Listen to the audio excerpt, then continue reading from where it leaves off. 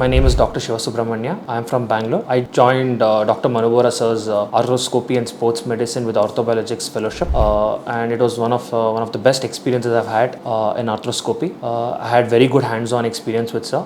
From day one, sir gave us diagnostic arthroscopy, meniscal balancing, as well as he started training us in every case, and he gave us opportunity to take quadriceps graft, and also not only harvesting the graft, but he also gave us the opportunity to place the graft, and he also supported us in Arthrobiologics. I learned about stem cell therapy. I was able to give subchondral injections, and AutoCart, where in a single setting we were able to put cartilage in chondromalacia, patellae to certain patients. So there was a lot of learning, new learning and relearning that went place here, and sir was very down to earth and he supported in our growth. He in fact encouraged us to do more, and the opportunity was very good. We had a lot of ACL cases that were happening every day. From the time I was here, we were almost having 8 to 10 cases per day. So it was very nice experience that I've had, and I'm very thankful for the opportunity given by sir for this wonderful experience, as well as the sports rehab classes that we had, where we learned how much important the rehab is in part of